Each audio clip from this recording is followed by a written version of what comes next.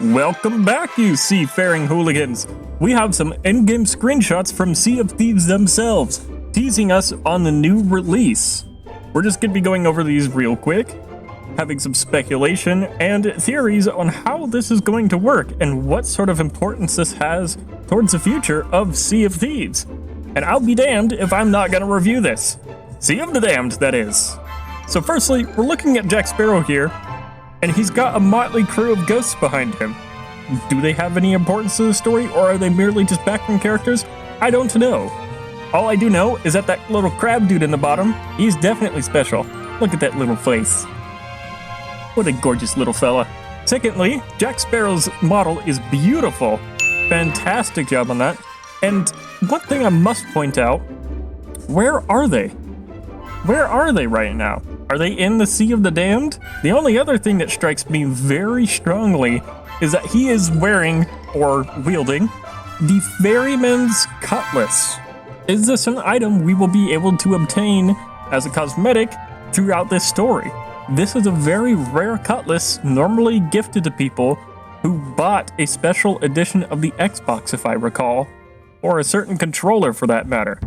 Next up, we have new variations of enemies, and what a wacky trio they are. We'll start from the smallest first. That looks to be an electric eel. Do they have ranged attacks? Do they shock you if you get close? How does shocking work in Sea of Thieves? Who knows? Now the second one here, who I will name Clammy McClamerson. He looks to be quite the interesting fellow.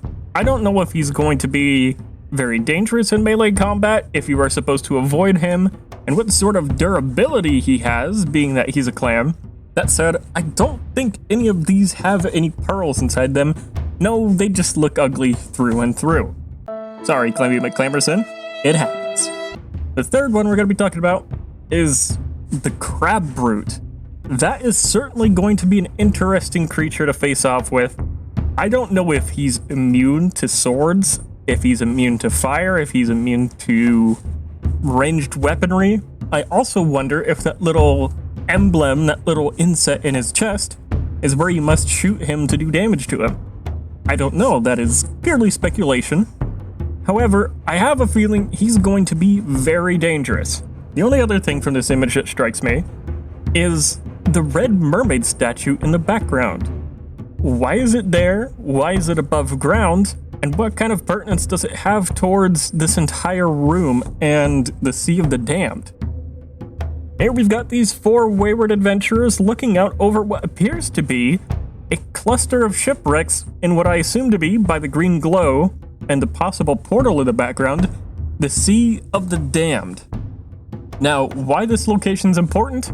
I do not know. Is this tower going to be guarded by the likes of Greymorrow or potentially Flameheart, who definitely dabble in the Sea of the Damned? And what importance does this tower have when it comes to the Sea of the Damned? We got multiple shots of this tower, and I'm very interested to see what sort of importance lies behind it. Now, next up, we have this wonderful looking pirate ship. Is this going to be cosmetics that we can buy? I assume so. In fact, it somewhat looks very, very much like a certain pirate ship that I have sitting on a shelf right over there. I'm not joking. It's like bigger than my torso. I have a pirate ship. I'll put an image on the screen right now. Yeah, check that out. I built that by hand, and it is beautiful. It is my pride and joy. It is a beautiful ship, and I have named her Quack. Oh, that's it. I just named it Quack. That said, I believe this is going to be cosmetics that we can earn and or purchase during the Season 3 massive event. It looks gorgeous, the sails look rather interesting, and I'm really hoping that we get some beautiful cosmetics during this.